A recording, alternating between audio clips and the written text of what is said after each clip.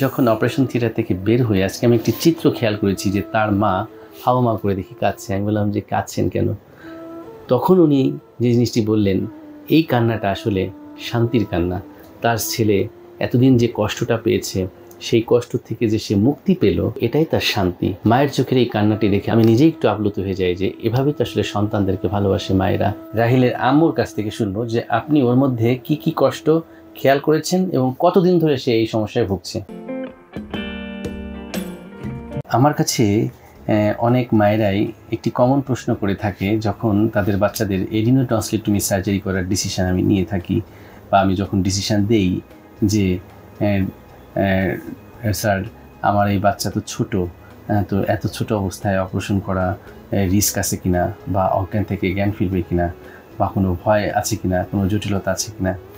তো এটি একটি কমন প্রশ্ন থাকে এবং এই প্রশ্নটা আমার যে সম্মানিত রোগী মিস্টার রাহিল আবদুল্লাহ, তার মা বাবাও আমাকে করেছিল।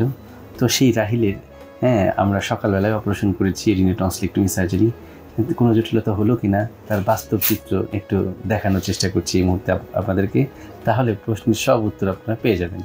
আচ্ছা mister Rahil, how are you my dear? তুমি কেমন আছো?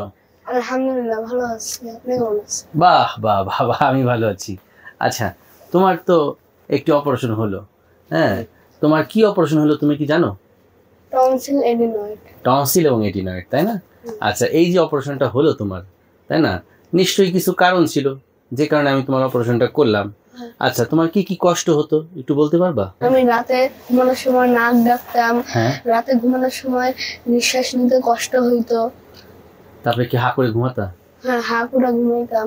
আচ্ছা আচ্ছা আচ্ছা, রাহিলের আম্মুর কাছ থেকে শুনবো যে আপনি ওর মধ্যে কি কি কষ্ট খেয়াল করেছেন এবং কতদিন ধরে সে এই সমস্যায় ভুগছে। স্যার ও তো বেশ প্রায় অনেক দিন থেকে, তবে গত 6 মাস যাবত থেকে ওর যেটা ফিল করতেছি, মানে একটুতেই সর্দি কাশি লেগে থাকে আর জ্বরটা প্রায় সময়ই দেখা যাচ্ছে। আর সর্দি কাশি লাগলে ওর যে টনসিলটা আছে ওটা অনেক ফুলে যায়, যেটা মানে দেখে ভয় লাগে আর কি, যে এত ফুলে গেছে। আর সবসময় অ্যান্টিবায়োটিক চলে, হয়তো কোনো ডক্টরের কাছে নিয়ে গেলে অ্যান্টিবায়োটিক দেয়, অ্যান্টিবায়োটিক দিলে জ্বরটা কমে সাময়িক, কিংবা কাশিটা কমে, আবার হয়তো 1 সপ্তাহ পরে আবার এই সেম সমস্যাটা দেখা দেয়।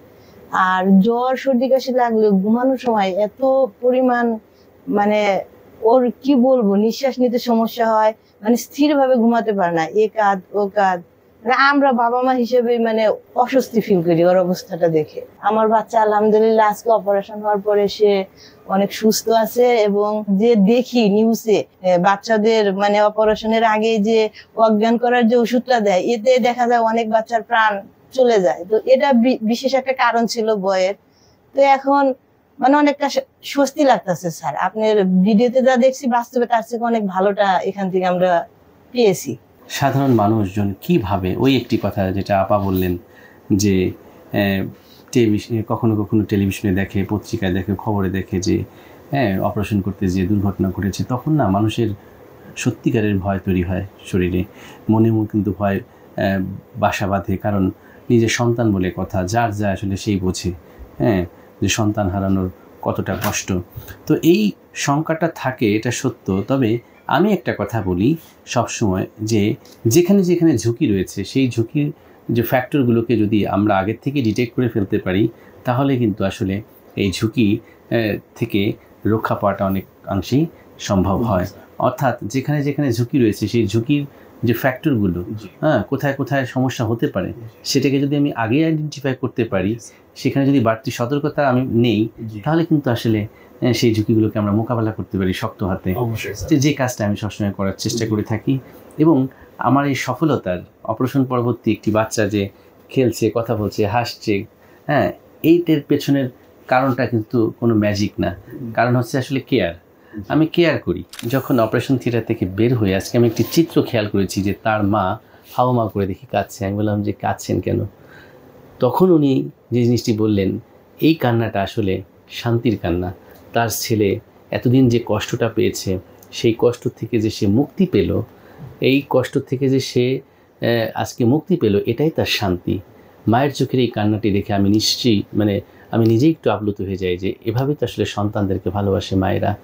আর সেই সন্তানদের যখন অপারেশন থিয়েটারে ঢুকায় কতটা খারাপ লাগা, কতটা উদ্বেগ, কতটা উৎকণ্ঠা থাকে সেটা কিন্তু আমি বুঝতে পারি। এবং যে কারণে কিন্তু আমি অপারেশন থিয়েটার থেকে বের হয়ে প্রত্যেকটা রোগীর অভিভাবকের সাথে কথা বলি যে আপনি এখন আর ভয় পাবেন না। কারণ কি করলাম সেই বিষয়টাও কিন্তু আমি জানানোর চেষ্টা করি। আমি তো আপনাকে স্যাম্পলটাও দেখিয়েছি, রাইট? আপনি কি বিশ্বাস করতে পেরেছিলেন যে এত বড় টনসিল থাকতে পারে? বাহির থেকে আমরা সবসময় অবজার্ভ করেছি, কিন্তু আমরা এত বড় আশা করি নাই। বাস্তবে আপনি অপারেশন করার পর আমাদের সামনে অন ফেস যেভাবে নিয়ে আসছেন, যত বড়, আমরা তো দেখে আসলে আশ্চর্য হয়ে গেছি যে এত বড় টনসিল আমাদের বাবুর ভিতরে ছিল।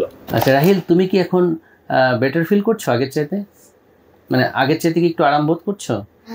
এটা আমার জন্য আনন্দের একটি মুহূর্ত সবসময়, যখন আমার রোগীদের অপারেশনের পর ওরা কোনো জটিলতা ছাড়াই, কোনো রকম কোনো সমস্যা ছাড়াই এভাবে কথা বলে, গল্প করে, ইচ্ছার কথা জানায়, স্বপ্নের কথা জানায়। সেই জিনিসগুলো জানাতেও আপনাদেরকে ভালো লাগে। অতএব আসুন, এই এডিনোটনসিলেক্টমি সার্জারি নিয়ে আপনাদের ভয় পাওয়ার কোনো কারণ নেই। যে প্রশ্ন আপনাদের মনের মধ্যে জাগে যে কি হবে না হবে, নিশ্চয়ই আজকের এই বাস্তব চিত্রটি দেখে সেটার উত্তর আপনারা পেয়ে গেলেন। So take care of your child. Thank you very much for watching this video.